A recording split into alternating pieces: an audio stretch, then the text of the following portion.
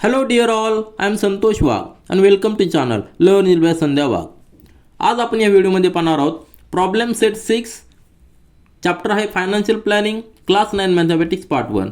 Problem set 6 मधील question number 1 to question number 4 आपण आधीच्या व्हिडिओमध्ये सॉल्व्ह केलेले आहेत. ह्या व्हिडिओमध्ये आपण क्वेश्चन नंबर 5 आणि त्यानंतरच क्वेश्चन पाहणार आहोत. त्याचबरोबर आपण फायनान्शियल प्लॅनिंगचे प्रॅक्टिस सेट 6.1 आणि 6.2 देखील सॉल्व्ह केलेले आहेत. त्यांचे लिंक देखील डिस्क्रिप्शन बॉक्समध्ये दिलेले आहे. तर क्वेश्चन नंबर 5 आपण रीड करूया. क्वेश्चन दिलेला आहे mister Manohar gave 20% part of his income to his elder son. त्यानंतर 30% part of his to his younger सन.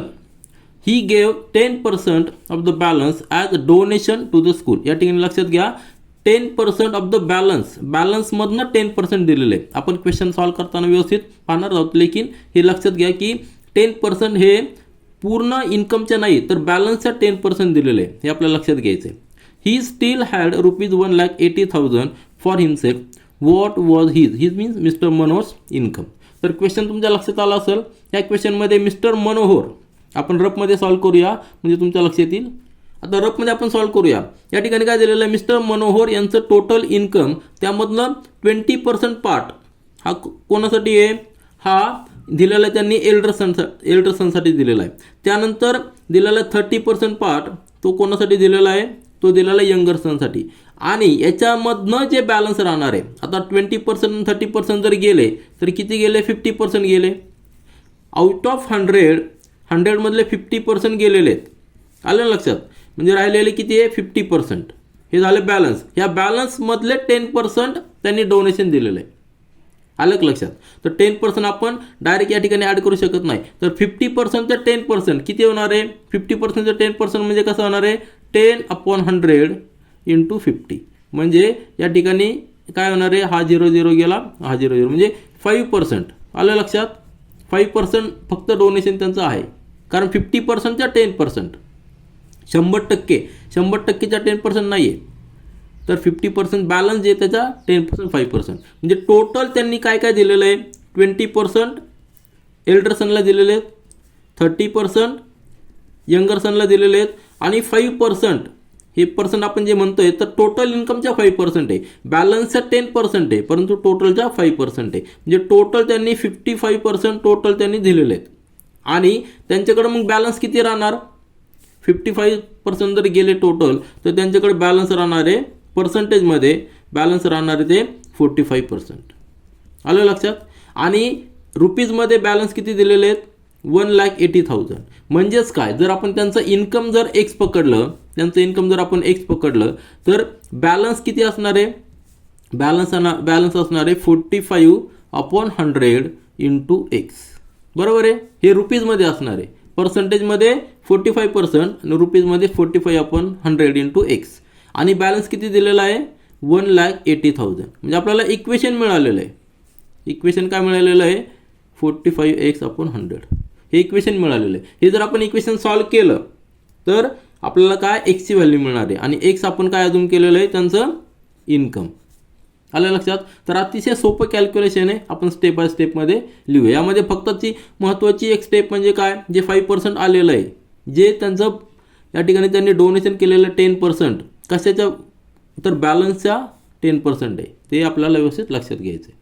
आता रफमध्ये तुमच्या लक्षात आलं असेल तर आपण फेअरमध्ये पाहूया. सुरुवातीला आपल्याला काय करायचं आहे let Mister Manohar's income is ₹x. आपण रुपीजमध्ये अजूम करूया कारण आपल्याला फायनल रुपीजमध्ये कॅल्क्युलेट करायचं आहे. आणि त्यानंतर he gave 20% part two the elder son. या ठिकाणी दिलेलं 20% पार्ट टू हिज एल्डर सन. आता 20% म्हणजे काय तर आउट ऑफ 120 आपण पकडलेलं आहे x रुपीज. मग आउट ऑफ x किती असणार आहे तर ₹20/100 × x. आपण रुपीजमध्ये कन्वर्ट करताना 100ने डिवाइड करतो. आणि कशाच्या तर एक्सच्या टोटल इन्कम एक्सच्या 20% आहे म्हणजे 20/100 × x. हे झालं एल्डर सनचं कॉन्ट्रीब्युशन म्हणजे एल्डर सनला दिलेलं आहे. त्यानंतर यंगर सनला देखील 30% पार्ट दिलेला आहे. 30% पार्ट म्हणजे आउट ऑफ 100 30. पण आपल्याला आउट ऑफ एक्स काढायचे म्हणजे किती येणार 30/100 × x. हा पार्ट झाला यंगर सनसाठी. दोन्ही पार्ट मिळालेले आणि दोन्ही पार्ट दिल्यानंतर जे काही बॅलन्स राहणार आहे आता आपल्याला बॅलन्स कॅल्क्युलेट करावं लागेल. Therefore balance with him balance कधी यंगर सनला आणि एल्डर सनला दोघांना दिल्यानंतर जे काय बॅलन्स राहणार आहे तर ते बॅलन्स आपण काढूया. म्हणजे टोटल इन्कममधनं एल्डर सनचा पार्ट आणि यंगर सनचा पार्ट जर आपण मायनस केला तर आपल्याला बॅलन्स विथ हिम मिळणार आहे. तर आपण टोटल इन्कम एक्स रुपीज पकडलेलं आहे. त्यामधनं एल्डर सनचा इन रुपीज, एल्डर सनचा part in rupees plus younger सनचा पार्ट इन रुपीज म्हणजे 20/100 into x plus 30/100 into X हे दोघांचे रुपीजमधले पार्ट झालेले आहेत, कारण की आपण रुपीजमध्ये टोटल इन्कम पकडलेलं आहे. मग हे जर कॅल्क्युलेशन जर केलं आपण 20 आणि 30 म्हणजे 50/100 एक्स मायनस 50/100. आता या ठिकाणी 100ने आपण मल्टिप्लाय करूया दोन्ही बाजूला एक्ससाठी म्हणजे 100 कॉमन होईल. त्या ठिकाणी 100 कॉमन झालेला आहे बेसला म्हणून आपण 100 या ठिकाणी घेतलेला आहे. 100 मायनस 50 आणि एक्स तसंच आहे. आता ही जी बॅलन्स अमाऊंट आलेली आहे, बॅलन्स अमाऊंट कधी आलेली आहे जेव्हा त्यांनी एल्डर सन आणि यंगर सन दोघांना त्यांचे पार्ट दिल्यानंतर जी काय अमाऊंट राहणार आहे ती 50/100 इंटू एक्स ही झालेली. आता ह्या अमाऊंटवर ही अमाऊंट आपण ओरल देखील काढू शकतो, कारण की 20% आणि 30% म्हणजे 50% पार्ट त्यांनी ऑर्डर दिलेला, रिमेनिंग 50% पार्ट हा बॅलन्स आहे. आता ह्या बॅलन्सवर 10% त्यांनी काय केलेलं आहे डोनेशन दिलेलं स्कूलला. मग 50/100 एक्स ही जी अमाऊंट आलेली आहे ह्या अमाऊंटचा 10%, ह्या अमाऊंटचा 10% कसं करणार आहे आपण. नाव he gave 10% of balance to the school as a donation for school donation in rupees. तर 10% हे पर्सेंटेजमध्ये आलं, पण रुपीजमध्ये कसं येणार आहे 10/100 ह्या झाला 10% इंटू कशाच्या, तर ही बॅलन्स अमाऊंट जी आहे 50/100 इंटू एक्स. या ठिकाणी फक्त एक्स नाही घ्यायचा, टोटल इन्कमच्या 10% नाही आहे, तर बॅलन्स अमाऊंटच्या 10% आहे. तर बॅलन्स अमाऊंट जी आहे ती आपली 50/100 इंटू एक्स. हे फार महत्त्वाचे, ही स्टेप फार महत्त्वाची. ही स्टेप तुम्ही जर व्यवस्थित कॅल्क्युलेट केली की तुमचा आन्सर एकदम करेक्ट येणार आहे. मग हे कॅल्क्युलेशन करा, हा 0 जाईल, हा 0 जाईल, हा 0 आणि हा 0 जाईल म्हणजे 5/100 बरोबर आहे ना. 5/100 इंटू एक्स ही झाली डोनेशन, स्कूलला डोनेशन दिलेलं आहे. म्हणजे जर आपण एक्सचा कन्सिडर केला म्हणजे टोटल इन्कमचा जर कन्सिडर केला तर टोटल इन्कमच्या फक्त 5%, that is 5% of total income. Total income आपण जेव्हा असं लिहितो ऑफ टोटल इन्कम म्हणजे आपण त्याला एक्सनी मल्टिप्लाय करत असतो. 5% म्हणजे काय, जर टोटल इन्कम 100 असेल तर त्यातलं 5 रुपीज हे डोनेशन आहे. 5%चा अर्थ तो आहे. तर 5% ऑफ टोटल इन्कम म्हणजे 5/100 इंटू एक्स ही दिलेली स्कूलला डोनेशन. आता आपल्याकडे 3 पार्ट आलेले आहेत. एक एल्डर सनला डोनेशन, एक एल्डर सनला पार्ट दिलेला आहे, यंगर सनला दिलेला आहे आणि स्कूलला देखील दिलेला आहे. तर तिन्ही जे डोनेशन दिलेले आहेत, तिन्हीचे पार्ट त्यांनी दिलेले आहेत, तर तिन्ही जर आपण एकत्र केले तर त्यांच्याकडे बॅलन्स अमाऊंट राहणार आहे. कारण आपल्याला बॅलन्स अमाऊंट दिलेली आहे याच्यामध्ये दिलेली आहे. ही स्टील, या ठिकाणी तुम्ही व्यवस्थित पहा, he still had rupees 1,80,000 for himself. म्हणजे सगळं दिल्यानंतर त्यांच्याकडं 1,80,000 राहणार आहे. मग आपल्याकडं काय करावं लागणार आहे, सुरुवातीला आपण एक्स अमाऊंट कन्सिडर केली होती, त्या एक्स अमाऊंटमधनं जे जे आपण कॅल्क्युलेट केलेलं आहे इन रुपीजमध्ये एल्डर सनसाठी, यंगर सनसाठी आणि स्कूल डोनेशनसाठी, ते सगळं मायनस जर केलं तर आपल्याला 1,80,000 यायला पाहिजे. तेच इक्वेशन आपण या ठिकाणी खाली लिहिलेलं आहे. काय लिहिलेलं आपण लिहिलेलं आहे की total remaining after all expenditure. Expenditure का म्हटलं मी, तर त्यांनी एल्डर सनला पार्ट दिलेला काही 20%, यंगर सनला 30% पार्ट दिलेला आहे आणि बॅलन्सच्या 10% स्कूल डोनेशन दिलेलं आहे. तर हे सगळे पार्ट्स आपण रुपीजमध्ये कॅल्क्युलेट केलेले आहेत इन टर्म्स ऑफ एक्स. बरोबर आहे. टोटल इन्कम आपण एक्स घेतलेलं आहे आणि रिमेनिंग किती आलेले त्यांच्याकडे 1,80,000 आलेली. तर हे आपण इक्वेशनमध्ये लिहूया म्हणजे आपल्याला व्हॅल्यू ऑफ एक्स म्हणजे टोटल इन्कम मिळेल. आता 1,80,000 आपल्याकडे रिमेनिंग आहे. तर रिमेनिंग कसं येणार आहे, ते टोटल इन्कम एक्स आहे त्यामधनं सगळे एक्सपेंडिचर आपण मायनस करणार. सगळे एक्सपेंडिचर एका ब्रॅकेटमध्ये आपण ॲड केले आणि त्यातनं टोटलमधनं मायनस केले की आपल्याला रिमेनिंग मिळणार आहे. तर हा एल्डर सनचा कॉन्ट्रीब्युशन, यंगर सनसाठी दिलेला पार्ट आणि स्कूलसाठी दिलेलं डोनेशन, हे सगळं इन टर्म्स ऑफ एक्स आपण कॅल्क्युलेट आधी केलेलं आहे. तिघांची ॲडिशन केली त्यानंतर किती येणार आहे, बेस 100 आहे, 20 + 30 + 5 म्हणजे 55 येणार इंटू एक्स. आता एक्स या ठिकाणी नेक्स्ट स्टेपमध्ये आपण कसं करू शकतो, 100/100 into x minus 55/100 into x. म्हणजे आपण या ठिकाणी 100ने मल्टिप्लाय केलं, डिवाइड केलं. का, आपल्याला बेस कॉमन करायचा होता. या ठिकाणी 100 आपण घेतलेला आहे, 100 - 55 म्हणजे 45/100 इंटू एक्स. आता ही जी अमाऊंट आलेली आहे ती अमाऊंट काय आहे, रिमेनिंग अमाऊंट आहे आणि ते आपल्याला रुपीजमध्ये देखील दिलेली आहे, रुपीज 1,80,000 दिलेली. इक्वेशन सरळ सोपं इक्वेशन आलेलं आहे. इक्वेशन सॉल्व्ह करायचा, एक्स या ठिकाणी ठेवूया आणि 45 आणि 100 त्या ठिकाणी ट्रान्सफर करूया. जेव्हा आपण इक्वल साईनचा त्यांची साईड चेंज करतो त्यावेळी त्यांची प्लेस चेंज होती. हा डिव्हिजनचा मल्टिप्लिकेशनमध्ये येणार, मल्टिप्लिकेशनवाला डिव्हिजनमध्ये जाणार. आता या ठिकाणी सिम्पल कॅल्क्युलेशन करा. 15ने आपण डिवाइड करूया. 15 3 जा 45, नंतर 15 1 जा 15, 15 2 जा 30, बरोबर आहे. 1 0 0, 3 0 तसे राहणार. नंतर 3 1 जा 3, 3 4 जा 12 म्हणजे 4,000 इंटू 100 म्हणजे 4 लाख, बरोबर आहे. इक्वेशन सॉल्व केल्यानंतर आपल्याला व्हॅल्यू ऑफ एक्स मिळालेली आहे.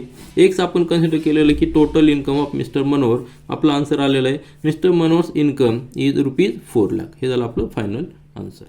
आता यानंतर क्वेश्चन नंबर 6 पहा. Kailas used to spend 85% of his income.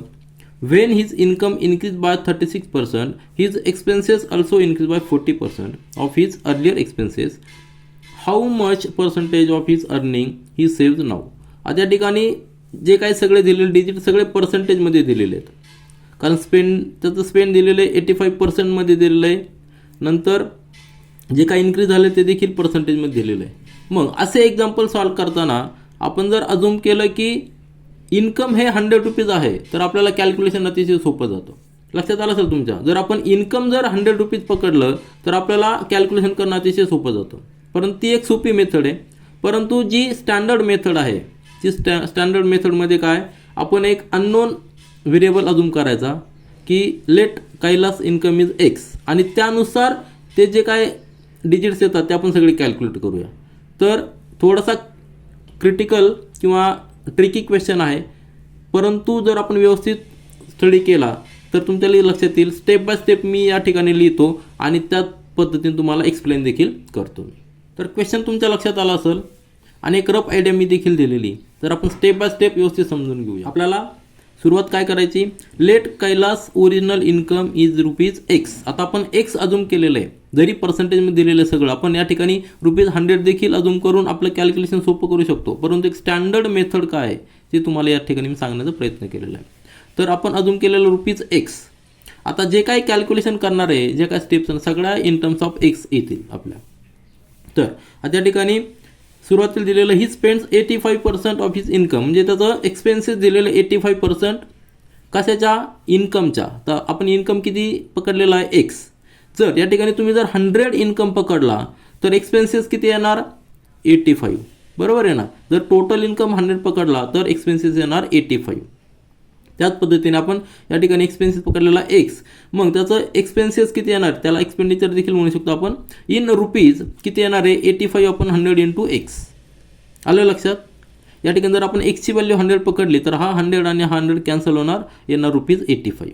म्हणजे 100ला 85 त्याचे एक्सपेन्सेस आहेत. मग ₹एक्ससाठी किती असणार आहे, 85 अपॉन 100 इंटू एक्स. हे झालं त्याचं एक्सपेन्सेस. आपण एक्सपेन्सेस कॅल्क्युलेट केलेले आहेत. त्यानंतर दिलेलं आहे नाव हिज इन्कम इन्क्रीज बाय 36%. आता त्याचं इन्कम 36%नी वाढलेलं आहे. जर त्याचं आधीचं इन्कम जर 100 असेल तर त्याचं नेक्स्ट इन्कम किती असणार आहे, 136. आलं लक्षात. तर आता हेच आपण पर्सेंटेजमध्ये काढलेलं आहे. तर आपल्याला रुपीजमध्ये कसं लिहिता येईल ते आपण या ठिकाणी लिहूया. New income is equal to original income plus increase in income. ह्याचा फॉर्म्युला आपल्याला माहिती आहे. आधीचं इन्कम त्यामध्ये जे इन्क्रीज असेल ते ॲड केलं की त्याला न्यू इन्कम मिळणार आहे. आणि ओरिजिनल इन्कम जे आहे त्याच्यामध्ये कितीने इन्क्रीज झालेलं आहे, 36%नी इन्क्रीज झालेलं आहे. 36% ऑफ ओरिजिनल इन्कम. आता ओरिजिनल इन्कम आपण एक्स अजून केलेलं आहे, त्याच्यात 36% ॲड होणार आहे. 36% म्हणजे काय, 36 अपॉन 100 इंटू एक्स. मग हे जर आपण कॅल्क्युलेट केलं तर काय येणार आहे, एक स्टेप आपण या ठिकाणी वाढू शकतो. दोन्हीकडे आपण 100ने मल्टिप्लाय करू शकतो. या ठिकाणी सुरुवातीला एक्स आणि प्लस 36 अपॉन 100 एक्स. एक्स या ठिकाणी 100 आपण बेस कॉमन केलेला आहे. 100ने मल्टिप्लाय केलं, डिवाइड केलं, म्हणजे आपण व्हॅल्यू चेंज करत नाही. 100 कॉमन झालेला आहे आणि 100 प्लस 36 म्हणजे 136 अपॉन 100 एक्स. आता हे झालं त्याचं new income in terms of x. आलं लक्षात. In terms of x new income आलेलं आहे. आपण एक्सपेन्सेस देखील काढलेले आहे इन टर्म्स ऑफ एक्स. आता न्यू इन्कम मिळालेलं आहे कन्सिडरिंग 36% ओरिजिनल इन्कम. जर ओरिजिनल इन्कम जर 100 असेल तर त्याचं नवीन इन्कम किती असणार आहे 136. ओरिजिनल इन्कम जर 1000 असेल तर त्याचं न्यू इन्कम किती असणार आहे, याला 1000 ने मल्टिप्लाय करायचं आणि डिवाइड 100 करायचं म्हणजे 1360 असणार आहे. आलं लक्षात? तर हा त्याचा अर्थ आहे. आता न्यू इन्कम आपल्याला मिळालेलं आहे. त्यानंतर क्वेश्चन परत एकदा पहा. क्वेश्चन व्यवस्थित रीड करणं समजून घेणं फार महत्त्वाचं आहे. आपण सुरुवातीला ओरिजिनल इन्कम काढलेलं आहे, नंतर ओरिजिनल एक्सपेन्सेस काढलेले आहे इन टर्म्स ऑफ एक्स, त्यानंतर इन्क्रीज त्याचं जे झालेलं इन्कम 36%नी ते देखील आपण काढलेलं आहे. आता त्याच्यानंतर एक्सपेन्सेस ऑल्सो इन्क्रीज बाय 40%.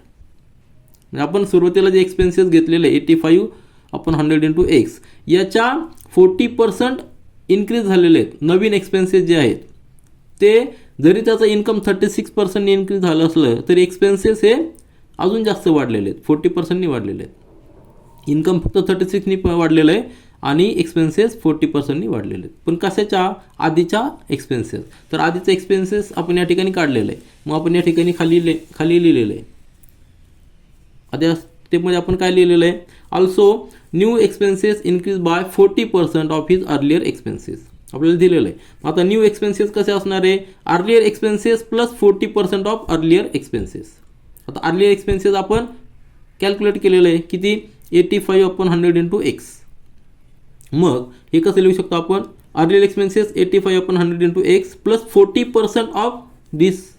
हे काय आहे ब्रॅकेटमध्ये लिहिलं आहे ते काय अर्लियर एक्सपेन्सेस आहेत. 40% ऑफ दिस म्हणजे पर्सेंटेज साईन जर आपल्याला काढायचं असेल तर आपण काय करणार 40/100 इंटू 85/100 इंटू एक्स. हा जो अर्लियर एक्सपेन्सेस आहे त्याच्या 40% आहे. 40% आपण कसं लिहितो 40/100. आता हे कॅल्क्युलेशन्स आहेत, कॅल्क्युलेशन्स करायचे आहेत. कॅल्क्युलेशन केल्यानंतर आपल्याला ही व्हॅल्यू येणार आहे. तर आपण करूया कॅल्क्युलेशन. हा एक 0 जाईल, त्यानंतर हा एक 0 जाईल, त्यानंतर आपण 2ने डिवाइड करूयात. या ठिकाणी 2 येणार आहे, या ठिकाणी 5 येणार आहे, नंतर 5 × 5 आणि त्या ठिकाणी 17 येणार आहे. म्हणजे 17 इंटू 2 म्हणजे 34 आणि हा 100 त्या ठिकाणी. आलं लक्षात? तर हे कॅल्क्युलेशन आपण या ठिकाणी केलेलं आहे. तर 85/100 इंटू एक्स प्लस 17 इंटू 34 हा 100 तसंच आहे इंटू एक्स. आता या ठिकाणी दोन्हीकडे बेस कॉमन आहे 100 आपण या ठिकाणी घेतला. 85 प्लस 34 ॲडिशन किती होणार आहे 119. बरोबर आहे ना. 4 + 9 4 + 5 म्हणजे 9 8 + 3 11 म्हणजे 119/100 इंटू एक्स. हे काय लिहिले न्यू एक्सपेन्सेस. न्यू एक्सपेन्सेस ते किती दिलेले ते 40%नी इन्क्रीज झालेले आहेत. आधीचा जो एक्सपेन्सेस आहे 85/100 इंटू एक्स त्याच्या 40% इन्क्रीज करून नवीन एक्सपेन्सेस आपल्याला मिळालेले आहेत. आता आपल्याला न्यू इन्कम देखील मिळालेलं आहे. बरोबर आहे. न्यू इन्कम आपण या ठिकाणी काढलेलं आहे, न्यू इन्कम मिळालेलं आहे, न्यू एक्सपेन्सेस आपण काढलेले आहे. मग आपल्याला त्याचं सेविंग काढावं लागणार कारण की आपल्याला क्वेश्चनमध्ये काय विचारलेलं आहे, क्वेश्चनमध्ये आपल्याला विचारलेलं आहे, तुम्ही परत एकदा क्वेश्चन पहा की या ठिकाणी काय विचारलेलं आहे, how much percentage of his earning he saves. या ठिकाणी सेविंग विचारलेलं आहे, सेविंगचं पर्सेंटेज विचारलेलं आहे. मग आपल्याला सेविंग काढावं लागणार आहे. नवीन इन्कम आपल्याकडे आहे, नवीन एक्सपेन्सेस आहे, मग आपण नवीन सेविंग आपण कॅल्क्युलेट करूया. तर सगळ्या गोष्टी स्टेप बाय स्टेप तुम्ही व्यवस्थित समजून घ्या. सुरुवातीला आपण न्यू इन्कम काढलेलं आहे, त्यानंतर न्यू एक्सपेन्सेस देखील काढलेले आहेत. कशाच्या आधारे आपल्याला जे दिलेलं आहे पर्सेंटेज इन्क्रीज इन इन्कम आणि पर्सेंटेज इन्क्रीज इन सेविंग, त्यावरून आपण न्यू इन्कम आणि न्यू एक्सपेन्सेस काढले. मग आता न्यू इन्कममधनं जर न्यू एक्सपेन्सेस मायनस केले तर आपल्याला सेविंग मिळणार आहे. तर किती असणार न्यू इन्कम आपलं काढलेलं आपण 136/100 इंटू एक्स आणि न्यू एक्सपेन्सेस काढलेलं आपण 119/100 इंटू एक्स. दोघांची सबट्रॅक्शन घ्यायची. 100 कॉमन आहे. 136 - 119 म्हणजे 17/100 इंटू एक्स म्हणजे न्यू सेविंग आपल्याला मिळालेलं आहे रुपीज. हे रुपीजमध्ये असणार आहे कारण एक्स आपण रुपीजमध्ये कन्सिडर केलेलं आहे. 17/100 इंटू एक्स. आता फक्त आपल्याला सेविंग विचारलं आहे का रुपीजमध्ये विचारलेलं नाही, आपल्याला पर्सेंटेजमध्ये आपल्याला विचारलेलं आहे. तर पर्सेंटेजमध्ये कसं काढणार, कुठल्या गोष्टीचं पर्सेंटेज काढायचं असेल तर कशाच्या पर्सेंटेज काढायचं आहे, तर न्यू सेविंग आपल्याला पर्सेंटेजमध्ये काढायचं आहे. कशाच्या न्यू इन्कमच्या. आणि पर्सेंटेज काढायचं म्हणजे त्याला पण 100नी मल्टिप्लाय करा. हा फॉर्म्युला तुम्हाला माहीत असेल. तर न्यू सेविंग आपण किती काढलेलं आहे आत्ता व्यवस्थित पहा. न्यू सेविंग किती काढलेलं आहे 17/100 इंटू एक्स. जस्ट आपण इथं कॅल्क्युलेट केलेलं आहे. बरोबर आहे. तर न्यू सेविंग आपला आहे 17/100 इंटू एक्स. या ठिकाणी आपण कॅल्क्युलेट केलेलं आहे. नंतर न्यू इन्कम जे आहे आपण आधी कॅल्क्युलेट केलेलं आहे किती आहे 136/100 इंटू एक्स. हा जो पूर्ण ब्रॅकेट आहे तो सेविंगचा आहे, न्यू सेविंगचा, आणि हा पूर्ण ब्रॅकेट आहे न्यू इन्कमचा. जर न्यू सेविंगला आपण न्यू इन्कमनी डिवाइड केलं आणि त्याला 100 मल्टिप्लाय केलं तर आपल्याला पर्सेंटेज सेविंग आपल्याला मिळणार आहे. आता हे कॅल्क्युलेशन करताना लक्षात घ्या, 17 आपण 100 इंटू एक्स आपण तसंच ठेवलं आहे. आता ही जी डिनॉमिनेटरची टर्म आहे ते आपण न्युमरेटरला नेणार आहे, त्यावेळी काय करणार आहेत आपण, यांची प्लेस चेंज करणार आहे. 136 हा खाली येणार, 136 इंटू एक्स हा खाली येणार आहे या ठिकाणी, आणि 100 वरती जाणार आहे, इंटू हा 100 तसंच राहणार आहे. हे कॅल्क्युलेशन लक्षात घ्या. किंवा तुम्ही डायरेक्ट या ठिकाणी हा 100 आणि हा 100 कट केला तरी चालतो, किंवा या ठिकाणी सुद्धा कट होणारच येतो. त्यानंतर 17 1 17, 17 8 जा 136. 17चा टेबल तुमचा पाठ असेल, 17 8 जा 136. म्हणजे या ठिकाणी काय राहिलेलं आहे, 100 या ठिकाणी 8, आणि हा एक्स देखील कॅन्सल होणार आहे दोन्हीकडचा. म्हणजे राहिलेला फक्त 100/8 इज इक्वल टू 12.5%. म्हणजे आपल्याला काय मिळालेलं आहे, पर्सेंटेज ऑफ न्यू सेविंग पर्सेंटेजमध्ये किती मिळालेलं आहे, 12.5%. तेव्हा आपलं आन्सर काय असणार आहे, या ठिकाणी आन्सर मी लिहिलेलं आहे, आन्सर लिहिलेलं आहे percentage of his earning he saves is 12.5%. तर थोडासा ट्रिकी क्वेश्चन आहे, परंतु स्टेप बाय स्टेप एक स्टेप तुम्ही व्यवस्थित पहा.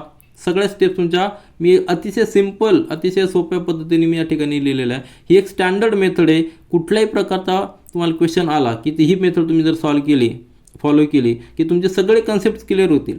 यानंतर आपण क्वेश्चन नंबर 7 पाहूया. Total income of Ramesh, Suresh आणि प्रीती इज 8,07,000 रुपीज. म्हणजे तिघांचं मिळून इन्कम दिलेलं आहे, इंडिव्हिज्युअल दिलेलं नाही. The percentage of their expenses are 75%, 80% and 90% respectively. म्हणजे रमेशचं एक्सपेन्सेस 75%मध्ये दिलेलं आहे, या ठिकाणी रुपीजमध्ये दिलेलं नाही. सुरेशचं 80% आणि प्रीतीचं 90% हे एक्सपेन्सेस दिलेले आहे.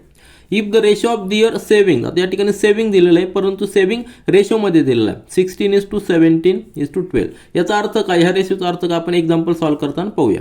Then find the annual saving of each of them. आता या ठिकाणी आपल्याला ॲन्युअल सेविंग फाइंड आउट करायचं आहे. तर क्वेश्चन थोडासा लेंदी आहे, परंतु स्टेप बाय स्टेप गेल्यानंतर आपल्याला व्यवस्थित सॉल्व्ह करता येईल. क्वेश्चन रीड केल्यानंतर तुमच्या लक्षात आलं असेल की यामध्ये सगळं कॅल्क्युलेशनचा पार्ट आहे.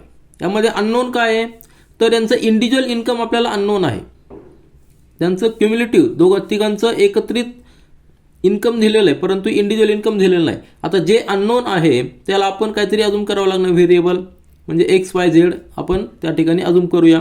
त्यानंतर रेशो दिलेला आहे, हा जो सेविंगचा रेशो आहे, जेव्हा रेशो दिलेला असतो त्यावेळी त्या ठिकाणी कॉमन मल्टिपल फॅक्टर असतो. म्हणजे आपल्याला कुठलाही एक कॉमन मल्टिपल फॅक्टर घेता येतो आणि त्यानुसार आपल्याला त्यांचं जे सेविंग आहे ते आपल्याला रुपीजमध्ये देखील कॅल्क्युलेट करता येईल with respect to common multiple factor.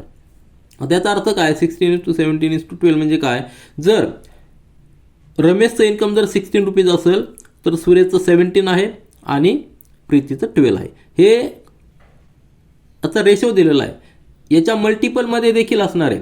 आपण एक कुठला तरी एक कॉमन मल्टिपल घेणार, म्हणजेच 16ला आपण कॉमन मल्टिपल जर 10 असेल तर तिन्ही ठिकाणी 10नी मल्टिप्लाय करायचं आणि त्यांचं इन्कम येणार. फक्त एक्झाम्पल म्हणून सांगितलेलं की कॉमन मल्टिपल 10 आहे. तर आपण स्टेप बाय स्टेप सॉल्व्ह करूया आणि प्रत्येक स्टेपमध्ये मी तुम्हाला व्यवस्थित एक्सप्लेन करतो. त्या ठिकाणी मी सगळ्या स्टेप्स व्यवस्थित लिहिलेल्या आहेत आणि स्टेप बाय स्टेप आपण समजून घेऊया. सुरुवातीला आपण let the income of Ramesh is ₹X, income of Suresh as ₹Y आणि इन्कम ऑफ प्रीती ₹Z. हे आपण अजूम केलेले आहेत. का अजूम केलेले आहे, कारण ते अननोन आहेत. आपल्याला त्यांचं कंबाईन इन्कम दिलेलं आहे, इंडिव्हिज्युअल इन्कम दिलेलं नाही, म्हणून आपण इंडिव्हिज्युअल इन्कम अजूम केलेलं आहे. आता हे का अजूम केलेलं आहे तुमच्या लक्षात आलं असेल, कारण त्यांची ॲडिशन आपल्याला नंतर घेता येईल.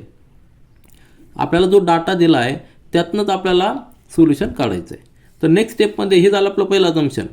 त्याच्यानंतर आपण एक इक्वेशन फॉर्म केलेलं आहे त्या ठिकाणी की टोटल ॲन्युअल इन्कम त्यांचं दिलेलं आहे ₹8,07,000, म्हणजेच X + Y + Z is equal to ₹8,07,000. याला इक्वेशन नंबर 1. आता हे इक्वेशन आपल्याला मिळालेलं आहे. आता हे इक्वेशन आपण सॉल्व्ह करायचं आहे. कसं करणार, एक्सची व्हॅल्यू फाइंड आउट करायची, वायची आणि झेडची ह्या इक्वेशनमध्ये टाकायची आणि आपल्याला सोल्युशन काढायचं आहे. तर आपल्याला काय काय करता येईल, आपल्याला याच्यानंतर दिलेलं आहे एक्सपेन्सेस दिलेले आहेत, ते पर्सेंटेजमध्ये दिलेले आहेत आणि त्याच्यानंतर सेविंगचा रेशो दिलेला आहे. आपल्याकडे एक फॉर्म्युला आहे, नेहमी लक्षात ठेवा, इन्कम जे आहे ते इन्कम म्हणजेच काय, तुमचे जे एक्सपेन्सेस आहेत आणि प्लस सेविंग यांचे ॲडिशन इन्कम असतं, त्याचा उपयोग करून आपल्याला सॉल्व करायचं आहे. तर नेक्स्ट स्टेपमध्ये आपल्याला सेविंगचं काय दिलेलं आहे, रेशो दिलेला आहे. सेविंगचा रेशो काय दिलेला आहे, 16:17:12 हा रेशो दिलेला आहे. मग आपण काय करायचं आहे, जेव्हा जेव्हा रेशो दिलेला असतो त्यावेळी आपण कॉमन मल्टिपल फॅक्टर अजूम करू शकतो. तिघांमध्ये एक कॉमन मल्टिपल फॅक्टर असतो आणि तो जर आपण इलिमिनेट केलात की हा रेशो मिळत असतो. तर let the common multiple factor for saving is ₹m. आता एमला आपण अजूम केलेलं आहे आणि त्याचबरोबर रेशो काय दिलेला आहे, 16:17:12. मग आपण त्यांचं saving in terms of rupees लिहू शकतो, कारण की एम आपल्याकडे कॉमन मल्टिपल फॅक्टर आहे. जर ह्या कॉमन मल्टिपल फॅक्टरनी प्रत्येकाला मल्टिप्लाय केलं की त्यांचं सेविंग मिळणार आहे. हे सगळं रुपीजमध्ये असणार आहे. म्हणजे saving of Ramesh is 16M, saving of Suresh is 17M आणि saving of Preeti is 12M. जर ह्या तिघांचा जर आपण रेशो घेतला तर हा एम कॅन्सल होणार आणि रेशो आपल्याला 16:17:12 असं मिळणार आहे. म्हणजे हा रेशो आपल्याला दिलेला आहे. लक्षात आलं तुमच्या की आपण जेव्हा रेशो दिलेला असतो त्यावेळेस कॉमन मल्टिपल फॅक्टर घेतो. कॉमन मल्टिपल फॅक्टर घेतला की त्या कॉमन मल्टिपल फॅक्टरनी इंडिव्हिज्युअल टर्मला मल्टिप्लाय केलं की त्याचं इंडिव्हिज्युअल इन रुपीज मिळणार. तर हे झालं आपलं इक्वेशन नंबर. या टर्मला आपण इक्वेशन नंबर 2 देऊया आणि याचा उपयोग आपण पुढं करूया. आता आपल्याकडे सेविंग दिलेलं आहे, सेविंग आपण काढलं आहे. त्यानंतर आपल्याला एक्सपेन्सेस देखील दिलेले आहेत. एक्सपेन्सेस पर्सेंटेजमध्ये दिलेले आहेत. आपल्याला एक फॉर्म्युला यूज करायचा आहे. तो फॉर्म्युला म्हणजे काय, saving is equal to income minus expenses. म्हणजेच काय, इन्कम हे सेविंग आणि एक्सपेन्सेसचं ॲडिशन असते. तर ह्या फॉर्म्युलाचा आपल्याला वापर करायचा आहे. सेविंग आपण या ठिकाणी काढलेले आहेत, इन टर्म्स ऑफ रुपीज काढलेले आहेत, इन टर्म्स ऑफ एम देखील काढलेले आहेत. आणि इन्कम जे आहे आपण अजूम केलेले आहेत XYZ, बरोबर एक नाही. इन्कम अजूम काय केलेलं आपण XYZ रिस्पेक्टिव्ह इन्कम अजूम केलेले आहेत. एक्सपेन्सेस आपल्याला दिलेले आहेत ते इन टर्म्स ऑफ पर्सेंटेज दिलेले आहेत. All expenses are given in percentage that is out of 100. आता हा जो फॉर्म्युला आहे सेविंगचा तो इन्कम मायनस एक्सपेन्सेस, एक्सपेन्सेस पर्सेंटेजमध्ये दिलेले आहेत, इन्कम आपण अजूम केलेलं आहे रुपीजमध्ये. मग आपल्याला काय करावं लागणार आहे, सेविंग जे आपल्याला मिळणार आहे ते आपल्याला पर्सेंटेजमध्ये मिळणार, कारण की एक्सपेन्सेस आपल्याला पर्सेंटेजमध्ये दिलेले आहेत. ते आपण सुरुवातीला पर्सेंटेजमध्ये काढून घेऊ, नंतर रुपीजमध्ये कन्वर्ट करू. तर पर्सेंटेज काय दिलेलं आहे एक्सपेन्सेसचे, की रमेशचं 75% दिलेलं आहे, सुरेशचं 80% दिलेलं आहे आणि प्रीतीचं 10% दिलेलं आहे. या ठिकाणी आपण लिहिलेलं आहे की as percentage expenses of Ramesh, Suresh and Preeti are 75%, 80%, 90%. 90% दिलेलं प्रीतीचं हे रिस्पेक्टिव्हली दिलेले आहेत. मग आपण यांचं सेविंग काढू शकतो इन पर्सेंटेज. सेविंगचा फॉर्म्युला लक्षात घ्या, इन्कम मायनस एक्सपेन्सेस. आता हे पर्सेंटेजमध्ये दिलं म्हणजे आउट ऑफ 100 आहे. आउट ऑफ 100 जर 75 त्याचं जर एक्सपेन्सेस असेल तर सेविंग किती असणार आहे, 25. आलं लक्षात. तर 100 मायनस 75 म्हणजे 25% हे सेविंगमध्ये आलं. नंतर सुरेशचं सेविंग किती येणार आहे, एक्सपेन्सेस 80 आहे म्हणजे त्याचं सेविंग किती येणार आहे, 20%. प्रीतीचं एक्सपेन्सेस 90 आहे म्हणजे त्यांचं प्रीतीचं सेविंग किती येणार आहे, 10% येणार आहे. तर हे सगळे पर्सेंटेज आपण काढलेले आहेत. कशाचे, सेविंगचे काढले. पर्सेंटेज सेविंग आपण या ठिकाणी काढलेले आहे. आणि आपण आधी जे इक्वेशन नंबर 2 हे फॉर्म केलेलं आहे ते सगळं रुपीजमध्ये, कारण इथं एम आपण रुपीजमध्ये कन्सिडर केलेलं आहे, कॉमन मल्टिपल फॅक्टर. मग हे पर्सेंटेजमध्ये, हे रुपीजमध्ये. मग आपल्याला काय करावं लागणार आहे, हे जे पर्सेंटेजमध्ये आलेलं सेविंग आलेलं आहे ते आपल्याला रुपीजमध्ये कन्वर्ट करावं लागणार आहे. कारण की सेविंग जे आहे ते आपण जर in terms of rupees convert केलं तर आपण कम्पेअर करू शकू. तर आपण नेक्स्ट स्टेपमध्ये ते कन्वर्ट करूया. या ठिकाणी पुन्हा एकदा पर्सेंटेज सेविंग लिहिलेलं आहेत. रमेश, सुरेश, प्रीती यांचं 25%, 20% आणि 10%. हे सगळं आपण पर्सेंटेजमध्ये. मग आपल्याला रुपीजमध्ये कन्वर्ट करायचं आहे. त्यासाठी काय वर्डिंग आहे, now we will calculate saving for each in rupees as we have consider income for Ramesh, Suresh and Preeti as ₹X, ₹Y and ₹Z respectively. We can write. आपण काय लिहू शकतो, saving for Ramesh in rupees. आता हे रुपीजमध्ये कन्वर्ट करायचं आहे म्हणजे आउट ऑफ X किती असणार आहे, बरोबर आहे की नाही. हे जे दिलेलं आहे आउट ऑफ 100 दिलेलं आहे. याचा अर्थ काय झाला आहे, आउट ऑफ 100.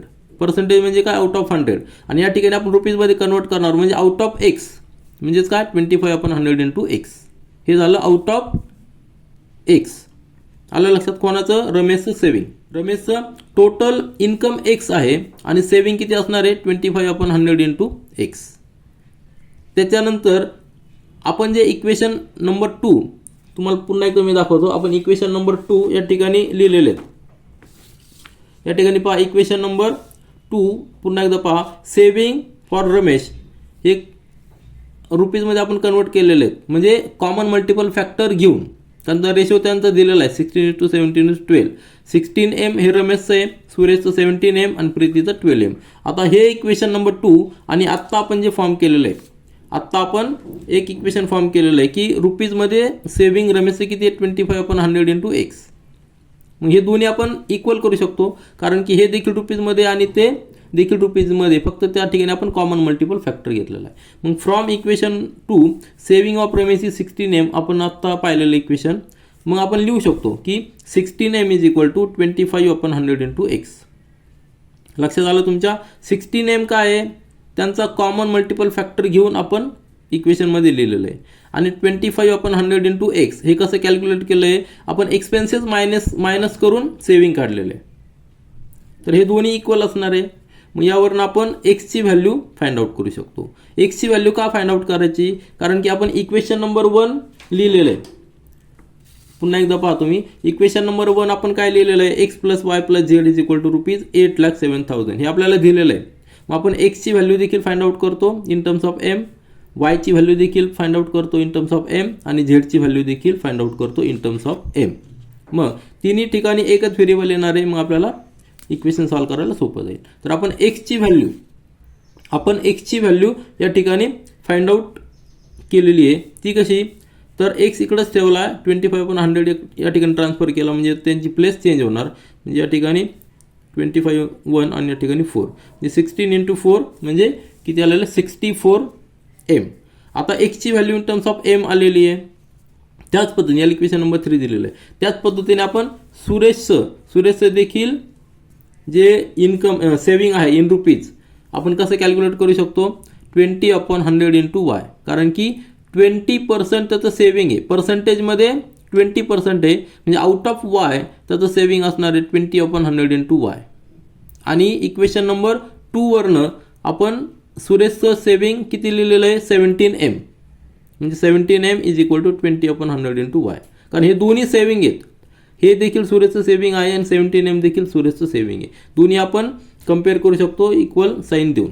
मग या ठिकाणी वायची व्हॅल्यू आपण काढणार आहे. वायची व्हॅल्यू कशी काढणार आहे, वाय इकडेच ठेवला आहे, 20/100 इकडे ट्रान्सफर केला, 21 आणि या ठिकाणी 5, म्हणजे 17 इंटू 5 म्हणजे किती आलेलं 85M. म्हणजे वायची व्हॅल्यू देखील आपल्याला इन टर्म्स ऑफ एम मिळालेली. याला इक्वेशन नंबर 4 दिलेलं आहे. इक्वेशन नंबर 3 आपल्याला मिळालेलं आहे की एक्सची व्हॅल्यू 64 इंटू एम आणि वायची value 85 into M. Equation number 3 आणि 4. सिमिलरली आपण प्रीतीचं सेविंग देखील कम्पेअर करू शकतो. त्या ठिकाणी saving for Preeti in rupees, आता इन पर्सेंटेज किती आहे 10% आहे सेविंग. मग रुपीजमध्ये किती असणार आहे, आउट ऑफ 10% म्हणजे आउट ऑफ 100. आता आउट ऑफ झेड म्हणजे टोटल इन्कमच्या प्रीतीच्या टोटल इन्कमच्या सेविंग किती असणार आहे 10/100 इंटू झेड, कारण झेड हे प्रीतीचं इन्कम आहे. आणि इक्वेशन नंबर 2 मध्ये आपण प्रीतीचं सेविंग किती दाखवलेलं आहे 12M दाखवलेलं आहे, म्हणजे 12M आणि ही व्हॅल्यू सेम असणार आहे 12M is equal to 10/100 into z. या ठिकाणी झेड असंच ठेवलेलं आहे, 10/100 आपण ट्रान्सफर केला आहे, मग त्याची प्लेस चेंज होणार, इथं येणार आहे 10, बरोबर आहे. म्हणजे 12M इंटू 10 म्हणजे झेडची व्हॅल्यू मिळालेली 120M. आता एक्स, वाय आणि झेड तिन्हीच्या व्हॅल्यू आपल्याला इन टर्म्स ऑफ एम मिळालेल्या आहेत. मग तिन्ही पण आपण व्हॅल्यू इक्वेशन नंबर 1 मध्ये पुट करायचे. इक्वेशन नंबर 1 जे आहे आपल्याला आपण लिहिलेलं आहे x plus y plus z is equal to ₹8,07,000 हे आपल्याला गिवन आहे. मग एक्सची व्हॅल्यू फ्रॉम इक्वेशन 3, वायची व्हॅल्यू फ्रॉम इक्वेशन 4 आणि झेडची व्हॅल्यू फ्रॉम इक्वेशन 5 आपण या ठिकाणी पुट करूया. ती व्हॅल्यूज आहेत 64M plus 85M plus 120M equal to 8,07,000. मग या तिघांची ॲडिशन किती ती 269M इज इक्वल टू ₹8,07,000 येणार आहे. म्हणजेच एमची व्हॅल्यू आपण या ठिकाणी काढू शकतो. एम म्हणजे काय, कॉमन मल्टिपल फॅक्टर. तो कसा येणार आहे 807,000 डिवायडेड बाय 269. आता 269 हा याला 2 डिवाइड होत नाही, 3 होत नाही, कारण की त्यांची ॲडिशन डिवायडेड बाय 3 नाही आहे, म्हणून 3 होत नाही. 4नी पण होत नाही, 5 पण नाही, 6 पण नाही. 6नी का नाही? कारण की 2 आणि 3 आणि कंबाईन होत नाही म्हणून 6नी नाही. तर हा प्राईम नंबर आहे. आपल्याला डायरेक्ट डिव्हिजन करावं लागणार आहे. त्यासाठी काय करावं लागणार आहे? आपल्याला 269चा टेबल या ठिकाणी लिहावं लागणार आहे. टेबल कसा लिहायचा? 269 परत त्याच्यामध्ये 269 ॲड करायचे, डबल करायचा. या ठिकाणी येणार 8, 12 + 1 3 आणि या ठिकाणी 5. आपण टेबल लिहूया, कुठपर्यंत आपल्याला गरज पडेल तिथपर्यंत लिहूया. कारण की असे जे कॅल्क्युलेशन असतात ते सिम्पल असतात. हा टेबलमध्ये कुठंतरी येणार, तो फक्त कुठं येतो ते आपल्याला या ठिकाणी कॅल्क्युलेट करायचा आहे. आता हा आणि हा यांची ॲडिशन करायची, म्हणजे किती येणार इथं? 7, 6 + 9 3 + 1 0 म्हणजे 10 आणि या ठिकाणी 8. आता तुमच्या लक्षात आलं असेल की 807, इथं पण देखील 807 आहे. म्हणजे 269ला जर आपण 3नी मल्टिप्लाय केलं तर 807 येणार आहे. पुढं टेबल लिहायची गरज नाही आपल्याला. म्हणजे या ठिकाणी 1 आणि या ठिकाणी 3, बरोबर आहे, आणि 30 तसेच. कॅल्क्युलेशन सोपं असतं, फक्त आपल्याला या ठिकाणी कॅल्क्युलेट करावं लागणार आहे. म्हणजे एमची व्हॅल्यू किती आलेली आहे? एम = 3000. आता हा कॉमन मल्टिपल फॅक्टर आहे.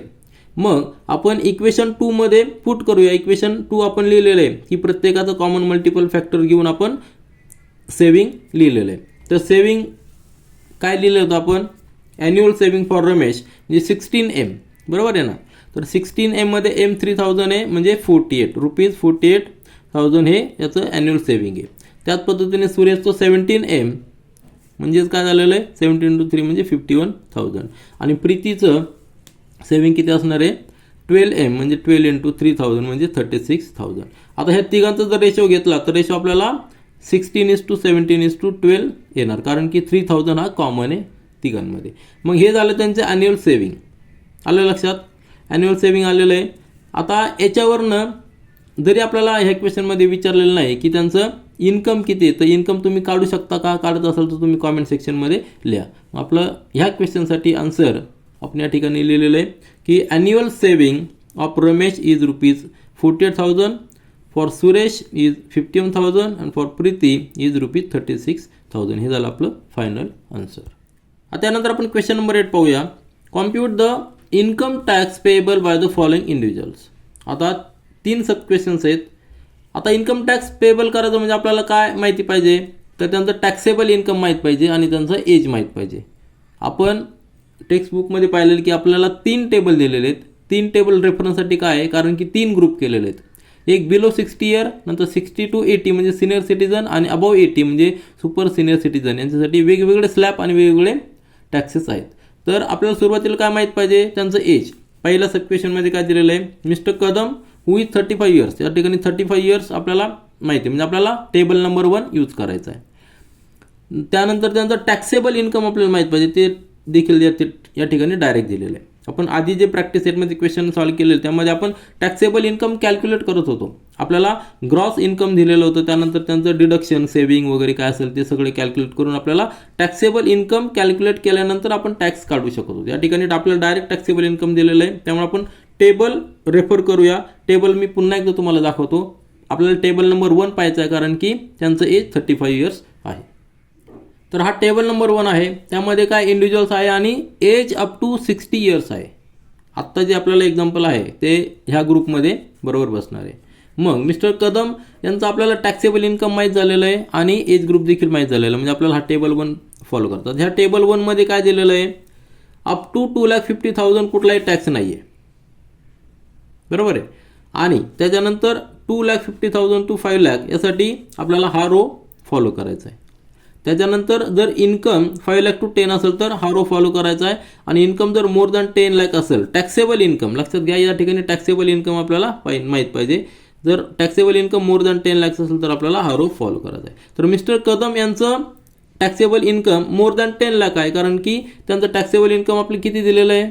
आपल्याला त्यांचं टॅक्सेबल इन्कम दिलेलं आहे 13,35,000. म्हणजे आपल्याला ह्या रोमध्ये त्यांचं इन्कम बसतं, कारण मोर दॅन 10,00,000 आहे. परंतु खाली एक नोट देखील आहे, इथं सरचार्ज आहे. कोणासाठी? ज्यांचं इन्कम ॲन्युअल इन्कम हे जर 50,00,000च्या वर जर असेल तर त्यांना सरचार्ज आहे. परंतु यांचं इन्कम 50,00,000पेक्षा कमी आहे, 10,00,000 to 50,00,000 या इन बिटवीन आहे. मग आपल्याला फक्त हा रो फॉलो करायचा. याच्यामध्ये काय दिलेलं आहे? ₹1,12,500 plus 30% of on taxable income minus 10,00,000. हे झालेलं इन्कम टॅक्ससाठी. आता ह्या क्वेश्चनमध्ये आपल्याला फक्त इन्कम टॅक्स कॅल्क्युलेट करायचा आहे. आपल्याला एज्युकेशन सेस काढायचा नाही किंवा सेकंडरी आणि हायर एज्युकेशन सेस देखील काढायचा नाही. फक्त इन्कम टॅक्स आपल्याला काढायचा आहे. परंतु जेव्हा आपण टॅक्स पे करतो गव्हर्नमेंटला त्यावेळी हे तिन्ही टॅक्स आपल्याला तिन्ही सेस म्हणजे इन्कम टॅक्स प्लस हा सेस आणि हा सेस हे तिन्ही आपल्याला पे करायचे असतात. परंतु ह्या क्वेश्चनमध्ये आपल्याला फक्त इन्कम टॅक्स हा कॅल्क्युलेट करायचा आहे. तर कॅल्क्युलेट करण्यासाठी आपण ह्या रोचा रेफरन्स घेऊया आणि आपलं एक्झाम्पल सॉल्व्ह करूया. आता आपण टेबल रेफर केल्यानंतर आपण या ठिकाणी लिहू शकतो here to calculate income tax for mister Kadam we will refer table 1. का? कारण की as age of mister Kadam is 35 years, म्हणून आपण टेबल 1 रेफर केलेला आहे. Also we will refer 4th row from the table 1 for tax calculation as mister Kadam's taxable income is more than 10 lakhs. Also आता या ठिकाणी अजून एक नोट मी या ठिकाणी लिहिलेली. Also he will not have to pay surcharge as his income is below 50 lakhs. कारण की खाली एक नोट दिलेली, जर इन्कम 50 lakhच्या वर जर असेल आणि 1 crore असेल तर तुम्हाला सरचार्ज द्यायचा आहे. किती? 10%. आणि जर 50 lakhच्या पुढं असेल 50 lakhच्या जर आणि 1 crore देखील पुढं असेल तर तुम्हाला 15% सरचार्ज द्यायचा आहे. या ठिकाणी 10 lakhs आहे, 10 lakhच्या अबव आहे, परंतु बिलो 50 lakhs आहे म्हणून सरचार्ज नाही आहे. तर आपण इन्कम टॅक्स काढूया. इन्कम टॅक्सचा फॉर्म्युला या ठिकाणी दिलेला आहे. 4th row आपण रेफरन्स केलेला आहे. अबव 10 lakhs आहे म्हणून ₹1,12,500 प्लस 30% ऑफ कशाच्या? On taxable income minus 10 lakh. या ठिकाणी 10 lakh का मायनस केलेले आहे? कारण की अप टू 10 lakhs या ठिकाणी हा टॅक्स आहे 1,12,500. हा टॅक्स 10 lakhs पर्यंतच्या अमाऊंटला आहे म्हणून आपण 10 lakh मायनस केलेले आहे. आणि 10 lakhच्या वरती जी अमाऊंट आहे त्याला 30% आहे. मग या ठिकाणी आपण कॅल्क्युलेशन लिहूया. 1,12,500 प्लस 30% ऑफ टॅक्सेबल इन्कम किती आहे? 13,35,000. त्यातलं 10 lakh मायनस केलेलं आहे म्हणजे 3,35,000 वर 30%. 30% म्हणजेच काय? इंटू त्याला आपण 30 आपण 100 करणार इंटू ती अमाऊंट येणार आहे. जेव्हा आपण पर्सेंटेज साईन काढतो त्यावेळी आपण 100ने डिवाइड करतो. हे कॅल्क्युलेशनचा पार्ट आहे. कॅल्क्युलेशन तुम्ही पाहू शकता. या ठिकाणी हा झिरो गेला, हा झिरो आणि हा झिरो गेला म्हणजे 3 × 33,500. दोघांचं मल्टिप्लिकेशन या ठिकाणी किती येणार आहे? 1,05,000. 1,05,000 प्लस हे 1,12,500 बरोबर आहे ना. तर यांची ॲडिशन किती येणार आहे? ₹2,13,000. ही टोटल काय झालेली आहे? टोटल इन्कम टॅक्स झालेला आहे. आणि मग अशीच मी सांगितल्याप्रमाणे या ठिकाणी आपण फक्त इन्कम टॅक्स कॅल्क्युलेट केलेला आहे. सेस कुठलाही कॅल्क्युलेट केलेला नाही. एज्युकेशन सेस किंवा हायर सेकंडरी सेस देखील आपण कॅल्क्युलेट केलेलं नाही. परंतु जेव्हा आपण टॅक्स पे करतो गव्हर्नमेंटला त्यावेळेस सेस देखील कॅल्क्युलेट करून आपल्याला पे करावा लागतो. ह्या क्वेश्चनमध्ये आपल्याला फक्त इन्कम टॅक्स कॅल्क्युलेट करायला लावला आहे म्हणून आपण या ठिकाणी लिहिलं आहे mister Kadam's income tax is ₹2,13,000. हे झालं आपलं फायनल आन्सर. त्यानंतर सेकंड सब क्वेश्चन आहे mister Khan is 65 years of age and his taxable income is ₹4,50,000. पुन्हा एकदा आपल्याला या ठिकाणी डायरेक्ट टॅक्सेबल इन्कम दिलेलं आहे आणि एज ग्रुप आहे 65 म्हणजे 65 years हा एज ग्रुप म्हणजे सिनियर सिटीजनचा ग्रुप आहे. म्हणजे आपल्याला टेबल नंबर 2 रेफर करायचा आहे. तर टेबल नंबर 2 आपण पुन्हा एकदा पाहूया टेक्स्टबुकमधला. तर हा टेबल नंबर 2 आहे. त्यामध्ये सिनियर सिटीजनसाठी आहे एज ग्रुप 60 to 80 years. आता मिस्टर खान यांचं एज किती आहे? 65 म्हणजे ह्या ग्रुपमध्ये ते बसतोय. आता आपल्याला सिलेक्ट करायचा रो, कुठल्या रोमध्ये त्यांचं टॅक्सेबल इन्कम आहे. या ठिकाणी पहिला जो रो आहे म्हणजे अप टू 3 lakhs कुठलाही टॅक्स पे करायचा नाही ह्या ग्रुपसाठी. त्यानंतर 3 lakh to 5 lakh ह्या स्लॅबसाठी 5% on the taxable income minus 3 lakhs आपल्याला हा कॅल्क्युलेशन रो घ्यायचा आहे. कारण की यांचं जे टॅक्सेबल इन्कम आहे ते 4,50,000 म्हणजे ह्या रोमध्ये सेकंड रोमध्ये त्यांचं फिट होतं. मग आपल्याला हा रो कॅल्क्युलेशनसाठी घ्यावा लागणार आहे. काय कॅल्क्युलेशन आहे? 5% on the taxable income minus 3 lakhs. Minus 3 lakhs काय केलेलं आहे? कारण की अप टू 3 lakhs कुठलाही टॅक्स नाही. 3 lakhsच्या वरती जे इन्कम आहे त्याला 5% आहे. आता या ठिकाणी पुन्हा एकदा आपण इन्कम टॅक्स कॅल्क्युलेट करणार आहे. फक्त एवढाच एक ब्लॉक आपण घेणार आहे. एज्युकेशन सेस आपल्याला विचारलेलं नाही आहे किंवा हायर सेकंडरी आणि हायर एज्युकेशन सेस देखील आपल्याला विचारलेलं नाही. परंतु आपण जेव्हा गव्हर्नमेंटला टॅक्स पे करतो त्यावेळी आपल्याला हे देखील कॅल्क्युलेट करून पे करावं लागतात. आता आपण फक्त इन्कम टॅक्स कॅल्क्युलेट करणार आहे आणि सेकंड रो आपण कन्सिडर करणार आहोत. आता आपण टेबल रेफर केला आहे. टेबलनुसार आपण काय लिहू शकतो? Here to calculate income tax for mister Khan we will refer table number 2 as age of mister Khan is 65 years that is senior citizen म्हणजे 60 to 80च्या इन बिटवीन ग्रुपमध्ये असल्यामुळे आपण टेबल नंबर 2 रेफर करणार. Also we will refer second row for tax calculation as mister Khan's taxable income is in between ₹3 lakhs to ₹5 lakhs. ह्या स्लॅबमध्ये असल्यामुळे आपण सेकंड रो कॅल्क्युलेशनसाठी घेणार आहे. आता सेकंड रोचं कॅल्क्युलेशन कसं दिलेलं आहे, income tax for mister Khan is 5% of the untaxable income minus 3 lakhs. Minus 3 lakhs काय केलेलं आहे, कारण की अप टू 3 lakhs कुठलाही टॅक्स पे करायचा नाही ह्या ग्रुपसाठी. मग 5% ऑफ टॅक्सेबल इन्कम आहे 4,50,000 मायनस 3 lakhs म्हणजे येणार आहे 1,50,000. 1,50,000 5% म्हणजेच काय, आपण पर्सेंटेज साईन जेव्हा बाजूला काढतो त्यावेळी आपण त्याला 100ने डिवाइड करतो. म्हणजे 5 आपण 100 इंटू 1,50,000. आता 2 झिरो या ठिकाणी कट झालेले आहेत, म्हणजेच काय याचा अर्थ काय आला, 5 इंटू 1,500 म्हणजे 7,500 ₹7,500 हा झाला इन्कम टॅक्स. या ठिकाणी आपण पुन्हा एकदा एज्युकेशन सेस कॅल्क्युलेट केलेलं नाही आहे, सेकंडरी आणि हायर एज्युकेशन सेस देखील कॅल्क्युलेट केलेलं नाही, फक्त आपण इन्कम टॅक्स कॅल्क्युलेट केलेला आहे. Income tax for mister Khan, income tax is ₹7,500 हे झालं आपलं फायनल आन्सर. आता आपण सेकंड क्वेश्चन सॉल्व्ह केलेला आहे, सेकंड सब क्वेश्चन पाहिलेला आहे. आता त्यानंतर आपण थर्ड सब क्वेश्चन पाहूया. Miss Varsha age 26 years has a taxable income of ₹2,30,000. आता यांच्यासाठी आपल्याला टॅक्स किती येणार आहे, इन्कम टॅक्स किती येणार ते आपल्याला कॅल्क्युलेट करायचं आहे. मग आता या ठिकाणी एज ग्रुप दिलेलं 26 years म्हणजे आपल्याला टेबल नंबर 1 फॉलो करायचं आहे. तर आपण पुन्हा एकदा टेबल नंबर 1 या ठिकाणी रेफर करूया आणि पाहूया की यांना किती टॅक्स पडतोय तो. त्या ठिकाणी आपण टेबल नंबर 1 फॉलो करू, कारण की मिस वर्षा यांचं एज 26 years दिलेलं आहे आणि ह्या ग्रुपमध्ये इंडिव्हिज्युअलसाठी आपल्याला अप टू एज 60 years साठी हा टेबल आपल्याला फॉलो करायचा आहे. आता त्यांचं टॅक्सेबल इन्कम हे 2,30,000 दिलेलं आहे आणि ह्या टेबलमध्ये जर पाहिलं आपण तर अप टू 2,50,000 कुठलाही टॅक्स नाही आहे. म्हणजे त्यांचं जर टॅक्सेबल इन्कम अप टू 2,50,000 असेल तर त्या इंडिव्हिज्युअलला कुठलाही टॅक्स पे करायचा नाही, इन्कम टॅक्स नाही, एज्युकेशन सेस नाही किंवा सेकंडरी आणि हायर एज्युकेशन सेस देखील पे करायचा नाही. मग यांचं टॅक्सेबल इन्कम ह्या स्लॅबमध्ये असल्यामुळे त्यांना कुठलाही टॅक्स पे करायचा नाही. मग आपला आन्सर अतिशय सोपं आहे, आपला आन्सर आपण या ठिकाणी लिहूया.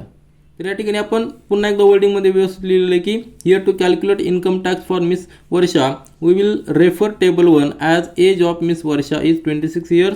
From table 1 we can write की miss Varsha will not have to pay any income tax as his taxable income is below 2,50,000. तर हे झालं आपले फायनल आन्सर. अशा पद्धतीने आपण प्रॉब्लेम सेट 6 मधील राहिलेले क्वेश्चन ह्या व्हिडिओमध्ये question number 5 to question number 8 solve केलेले आहेत. आधीचे क्वेश्चन्स क्वेश्चन नंबर 1 to 4 आपण आधीच्या व्हिडिओमध्ये सॉल्व्ह केलेले आहेत, त्यांच्या लिंक डिस्क्रिप्शन बॉक्समध्ये दिलेले आहेत. This is all for this video. Thank you.